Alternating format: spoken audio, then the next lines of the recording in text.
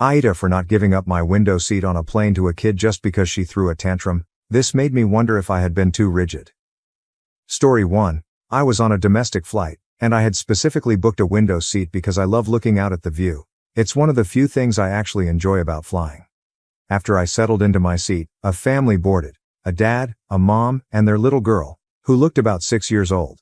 The dad had an aisle seat, the mom was in the middle, and the kid was supposed to sit in the other aisle seat. Everything seemed fine until the girl realized she wasn't sitting by the window. She immediately started complaining, "I want the window, I want the window." Her parents tried to calm her down, but she quickly escalated into a full-blown tantrum, crying and yelling about how she wanted my seat. At this point, the dad leaned over and asked, "Would you mind switching seats with her? She's just a kid." I politely explained that I had booked the window seat in advance because I really wanted to enjoy the view. The dad insisted, saying it would be nice of me, and that it wouldn't hurt to switch. I reiterated that I understood his frustration but didn't think his daughter's tantrum was a valid reason for me to give up a seat I specifically reserved. He sighed and tried to push further, but I stood my ground. The girl cried for about 10 more minutes before her mom managed to calm her down with a tablet. However, the tension lingered. Throughout the flight, I could feel the parents throwing me judgmental looks, and when we landed, I overheard the mom muttering something like, "Some people just have no heart." This made me wonder if I had been too rigid. I know kids can be a handful, but I also feel like giving in would have taught her that throwing a tantrum gets her what she wants. Still, I couldn't shake off the guilt. So, Aita? Edit. Thank you all for the comments, they helped me a lot to realize that I really wasn't the th, and for those who said it's fake, I can't change your opinion. But for those who have doubts, the seating arrangement was 3x3. Story 2, I tripped a kid on purpose and would do it again. I and my partner went out to eat at the finest dining place in all the land, Applebee's. We go to Applebee's often for their half-priced appetizers after 9 p.m. This particular day, I got done with work early and decided to go to Applebee's because I didn't feel like cooking. I took my partner if that is important. A big snowstorm hit that day and roads were slick, so I imagine some workers called in. Once we got there, a group of 15 to 20 people were having a good time in one of those 4 booths combined into one with 4 tables, one long booth, and chairs along the other side. They took up the entire spot, including 3 kids. Our server seats us and we order. As soon as our server leaves, the server had to politely ask the children to get out of their way 3 or 4 times. It was obvious this wasn't the first time. The kids got in the way of the server at least 5 times and wouldn't move until being asked to for a while. The kids also kept coming up to tables and talking to other people, including me and my partner. It was very annoying and ruined the experience. The boy ran with his toy gun, still in the packaging, all throughout the restaurant. After coming to my table 3 times to shoot me, I was very irritated. We got served the food and the boy runs over and looks at our food for a little bit. I tried to pretend he wasn't there until he reached in and grabbed one of the quesadillas I ordered. He ran away laughing and eating. My partner convinced me to drop it because he is just a kid. The kids tried to steal more food a second time, but I yelled at him to get away. Parents have done nothing to control their kids at this point. After about 30 to 45 minutes of being at this place, I have been pretend shot 3 times and had food stolen from me. I see the kid running with his toy again, but this time I stick my leg out and trip the kid and he lands face first into the toy. The boy cries for a decent amount of time before he runs to his mother, who finally says something to the kid. I don't know what was said as they speak Spanish and I don't know enough to understand what they said. After this, the big party left in about 5 minutes. I felt a little bad about tripping the kid until I heard our server crying in the back. They tipped her $2 and some cents, sounded like 10 cents, but don't know for certain. This server did an amazing job for this family and that tipped her as if she spit in their food. I felt much less bad about tripping the kid and hope that family never comes back to that establishment. We loved the server and their service. So after she was done with her much-needed cry session, we told her how great she was and tipped her $20 for a $30 meal. Edit. Sorry for the long post. Edit 2. Answering frequently asked questions. Did you talk to a manager? Number honestly never thought of it, so I agree that is on me. Did you talk to the parents? The answer is kinda. The post was long as is, so I tried to shorten it and left out that I spoke to the family. Like I stated earlier, I don't speak Spanish. They looked at me confused and never gave me an answer that made sense. One even tried handing me a plate thinking I was a busser. I don't work there and I was not wearing anything close to work clothes. Is this post fake? No, but if you want to believe so you can. Did I get a new quesadilla? Number it was something my partner told me to just let go and that we didn't need to go back to the parents about. Are you proud of yourself? Maybe not proud, but I don't feel remorse about it. We, in my opinion, tried our best in the situation and handled it ourselves. If you have any more questions, please ask in the comments. Story 3. My boyfriend just single-handedly took my sexual insecurities and trauma away. I've had some pretty bad history with men throughout my life, especially from childhood, which caused me to believe that I was sexually dysfunctional and dirty for the longest time. I felt disgusted with myself, which made me pretty much lose all interest in having sexual relations in anyone and lack any form of sexual interest in anyone. I did meet my ex-boyfriend and I thought that he helped me heal my sexual trauma until I realized that having sex shouldn't have to hurt so much every single time. I started to feel that I was sexually dysfunctional because I couldn't get so wet and I could never come or orgasm. It didn't help at all that I eventually felt like a sex toy, given that every chance I get of visiting him, he always asked to do it with me even when I said no, even when it was clear that I was uncomfortable, but I did it anyway because I loved him at the time and wanted to make him happy. He would always make fun of me too for my facial expressions and my moans and pretty much made me feel incredibly insecure about my body. I had to break it off because he eventually raped me and I just completely lost all feeling. Keep in mind he knew my sexual traumas. And now I'm with the best partner ever. He is an absolute green forest. He always asks me if I genuinely want to have sex with him, and whenever we do it, he asks me if I'm alright and if I'm hurt anywhere, and at some point I cried because that was the first time I genuinely felt so well taken care of and heard, especially that my parents just kept telling me that all men are just horny like that and will eventually assault you because it's part of their nature. But being with him just proved otherwise. And sex never hurts with him. I found out that I can actually get super wet, come like a waterfall and orgasm, and I'm not sexually dysfunctional or broken in any way. After doing it, he'd always clean me up, fix my hair, my sheets. He makes me feel beautiful and he often compliments how hot I am and how he loves my facial expressions and moans, and I can feel his love with every touch. I could really feel his passionate and gentle soul.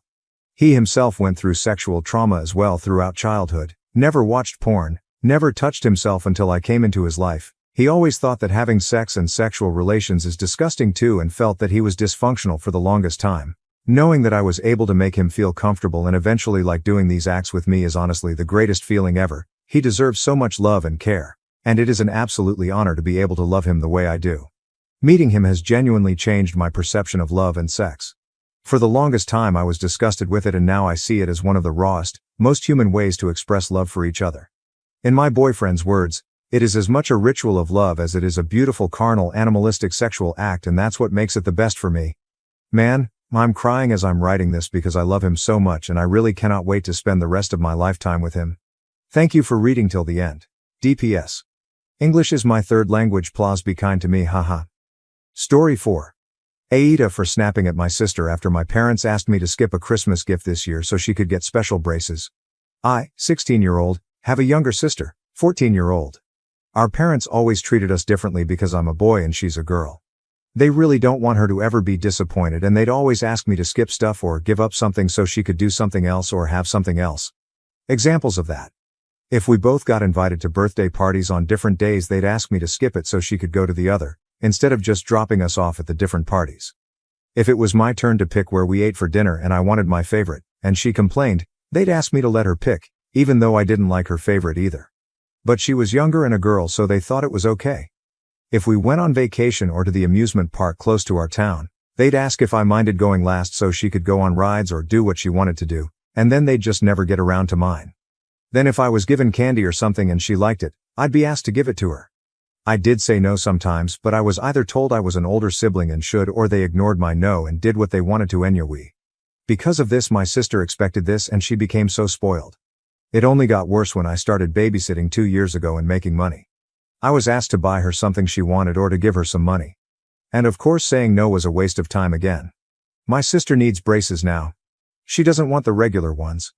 I was told she's not getting Invisalign either, but there's some special braces she won't mind wearing, but they cost a lot. She complained when our parents said they didn't have the money, and she complained so hard that she even said they shouldn't give me anything for Christmas this year to afford it. So of course my parents asked me if I was okay with not getting a gift this year so she could have those braces.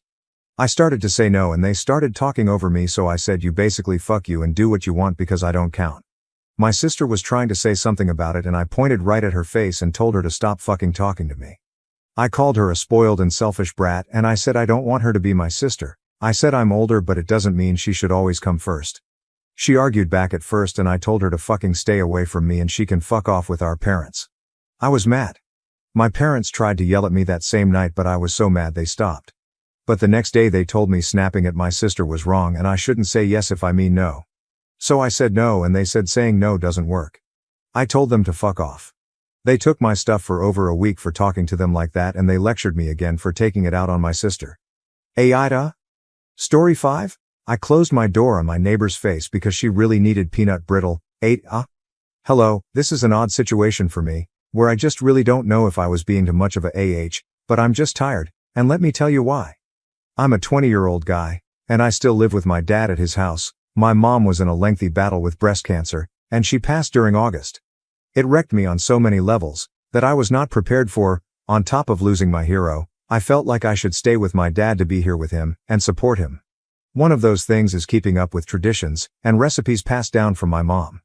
And it's been really hard for holidays to even capture a fraction of the spirit of when my mom would do holidays, as she was the backbone of setting stuff up, preparing food, and decorating. But this is where we run into a problem. My mom, when she was alive, she would make peanut brittle, some fudge, and double chocolate crinkled cookies, and she would make like up to 30 batches of them, to put in containers and hand them out to family, to friends, to me and my siblings' coworkers, and of course the neighbors. This is my first real year of making all these sweets by myself, and I'm really not committed to doing all of this baking, when I'm in college, as well as balancing a job, and a side hustle I have to make more money. I'm just too damn sad, with the grieving, and too tired from school and work to do loads of batches. In fact, that the only reason I'm making these sweets, is because they're yummy, I cannot lie, and I know my dad would appreciate them. I just started to attempt to make them. I only have made 2 small test batches, and they were good, not as good as my mom's, but this is where my neighbor knocks on my door. I answer, expecting like a Christmas card, and she said, "Hi, I was wondering if you had got any of the peanut brittle done." So I explain like, yeah, I'm trying to perfect the recipe, but I don't know if I can send them out this year, and she asked, oh, mom's name, is really slacking behind this year. And at this point I'm thinking to myself, does she not know my mom passed away? And then I'm thinking we told her the news of it spreading and her being too tired to do any like neighborhood walking around the block with her friends. So I'm like dumbfounded that she can't put 2 and 2 together, that she isn't able to make peanut brittle. So I tell her she passed away in August, and she just looks at me like with a surprised expression. She said with like almost a confused tone, "So you're not making peanut brittle at all? How about tomorrow?" I at that point close the door and I'm kind of just hand in a fist, because I'm about to break down in an ugly cry, and other bad emotions. My dad finally comes out of his room, and asks who it was. Was it a package? And I tell him neighbor wanting peanut brittle. And he looked confused, and he told me, "You haven't even figured out the right temperature yet," in like a joking way, but right as he says that, my neighbor texts him, saying that I was being a snark to her, so I tell him the full story. He gets teary-eyed because we are still grieving my mom. And he was like more lighter than usual peanut brittle for us. So Aita? I feel like I could have been worse, by either yelling or just flat out crying, but me closing the door in a fast manner was all I can really think to do. I didn't mean to upset her. I'm thinking all this stuff maybe she didn't know and is processing it, but she knew my mom was barely able to walk 100 to 200 feet and always tired. So I'm just like, yeah, don't know. Story 6. Aita for refusing to give my half-sister any of our grandmother's jewelry after they excluded me for years. For context, I, 24-year-old, am the product of an affair. My father was married when I was born, and his marriage fell apart because of it. My dad eventually divorced his now ex-wife, and his 3 kids, my half-siblings 32, 30, 28, have always resented me for it. I understand, what happened between our parents was messy and destroyed their happy family, but I was just a baby, and they've punished me for it my whole life. Growing up, they excluded me from everything. They didn't want me around, made cruel comments when I was, and acted like I didn't exist unless they were making me feel unwelcome. The worst part was when my mom passed away when I was 19. While I was mourning my mother's death, they openly celebrated. I found out they made jokes about how the trash took itself out, and threw a party less than a month after the funeral to celebrate it. That broke me, and I've been no contact with them for years over it. Our shared grandmother wasn't much better. She wasn't outright cruel to me, but she clearly favored my half-siblings. They spent vacations and summers with her, while she barely acknowledged me. She also made it known on more than one occasion that she wanted her jewelry to go to my oldest half-sister, 32-year-old, when she passed away as the oldest female grandchild in the family since she never had any daughters of her own. It was well established to everyone that knew her that this was her intention.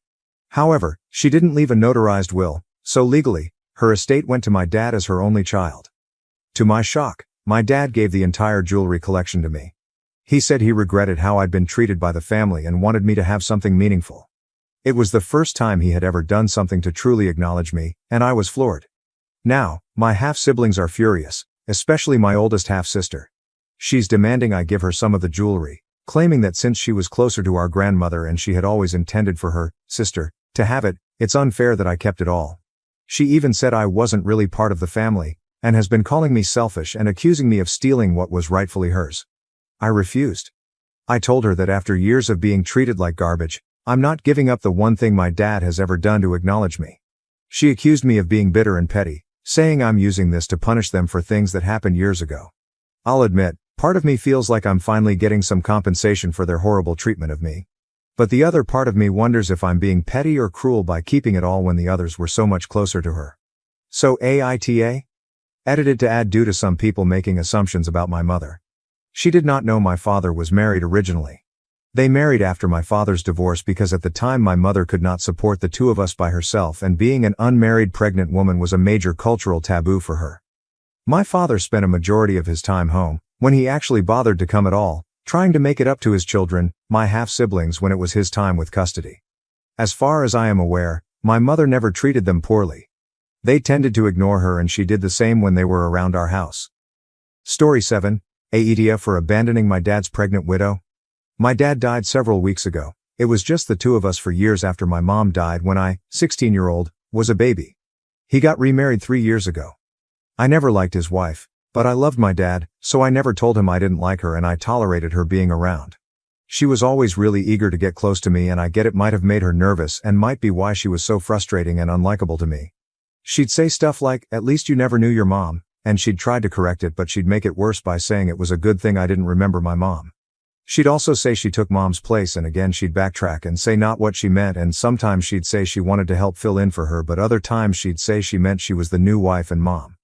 The other thing was she really wanted me to give her a nickname that was kinda motherly, like Ma or Mama A. She drove me crazy with that. She and Dad decided to have a kid together and couldn't.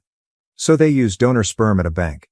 Meaning Dad was going to raise the kid, but they wouldn't have his DNA. They just discovered she was pregnant when Dad died. She tried to cling on to me, but I moved in with my uncle before the day was over. I didn't want to live with her. I packed up all the important stuff and I left with my uncle. She begged me to stay and told me to think about the baby, my sibling, etc. I didn't see her after the funeral. She's tried to say we're family and stuff, but I told her we're not. She asked about the baby and I told her the baby isn't biologically my dad's and he's dead now and won't get to raise the kid, so I don't want to know the baby either. She told me abandoning her like that was shitty and abandoning my sibling even shittier. She said she still has to appear in court when the baby's born to get Dad on the birth certificate, and it would help if I spoke in favor of it since they need people to do it. I told her I won't and she needs to get over it. She screamed at me down the phone the other night because she realized I had blocked her number and she got a new one, and she mentioned abandoning them again. Aita? Story 8, Aita for blocking some family members over expensive Secret Santa lists. Again? Hey guys, wish I didn't have to come here again with such a ridiculous story about my family during Christmas time yet again, but here we are. For reference, I made a post last year about crazy SS requirements from my family. You guys gave me enough balls to put my foot down this time around, so let's recap. Last year about 20 SS participants, a mix of adults and kids. No budget, but everyone was required to submit a wish list. Deviations not allowed. Some people went wild with requests. Trips to Bali, designer bags, etc. My recipient, Eliza, had one of those lists, and I could only afford a $60 gift card. Didn't go over well. The fallout. Eliza wasn't happy, other luxury listers weren't happy, and the whole thing turned into chaos because some lists were followed, some weren't. This year Liam, the person who spearheaded these absurd rules in the first place, calls an emergency meeting in our group chat about how to handle SS this year. Liam's big idea? Stick with last year's format, but pair participants with matching budgets, luxury givers with luxury listers. The catch? If the random draw doesn't line up perfectly, we'd have to re-roll names or manually swap within the group. A few of us were upset. This seemed overly complicated. Addison suggested splitting into 2 groups. One for those who like Liam's approach and another for a more traditional format. Liam flips out. He got crazy rude, accusing Addison of trying to split up the family, and me for stirring the pot. According to him, everything ran smoothly before I got involved last year. Addison confirmed this is a lie. It was actually worse. I mentioned to Liam that this is extremely hurtful to be accused of, and that there may be a way to appease everyone if we have an open convo about what we're looking for. I explained that I prefer a more traditional SS for the ease as well as the budget restrictions being easy on the pocket. Plus I love giving thoughtfully. We each take turns explaining, with various reasons. Some not having as much money right now, some wanting to spend their bonus on a good gift for someone, stress-free gift giving. Then we got to Liam. Instead of explaining his reasoning, he just kept saying, "It makes more sense this way." Addison and I pressed him a bit, but he refused to elaborate. I finally said, "Look, if I didn't know any better, it sounds like you're just trying to hoard gifts." Liam exploded. He called me emotional, a Scrooge, and a Grinch. He even said I was trying to control everyone. I was honestly shocked. To make it worse, some family members, not coincidentally, the luxury listers, texted me afterward to say I was out of line for asking Liam to explain himself. At that point, I was done. I told everyone that if they can't see how unreasonable it is to alienate family members who can't afford these over-the-top lists and Beats headphones, I don't want to be involved in any capacity. Aita? Story 9. Aita for asking my friend to stop bringing her boyfriend to our girls' nights. I have been part of a close-knit group of girlfriends for years. We have regular girls' nights where we hang out, catch up, and just enjoy each other's company. It is something I always look forward to because it is just us, no partners, no distractions. One of my friends, Laura, started dating a new guy a few months ago. At first, she was great about keeping our girls' nights how they have always been. But recently, she has started bringing him along. It was not a big deal the first time since it was more of a casual hangout, but now it is becoming a regular thing. He is there every time, and it completely changes the vibe. We do not feel as comfortable venting about personal stuff or having certain conversations because he is sitting right there. I brought it up with Laura after our last get-together, and I tried to be as nice as possible. I told her we love her boyfriend and think he is great, but girls' nights are supposed to be just us. She got defensive and said it should not matter if he is there because she wants him to feel included in her life. Since then, things have been awkward. Some of the other girls in the group agree with me, but no one else wants to say anything because they are afraid of causing drama. Laura has been distant and hinted that I am being exclusionary. Now I am wondering if I should have just let it go. Aita for asking her to stop bringing him. Thank you so much for watching until the end. If you enjoyed our videos, please don't forget to like, share, and subscribe to stay updated with our latest ones. Have a great day.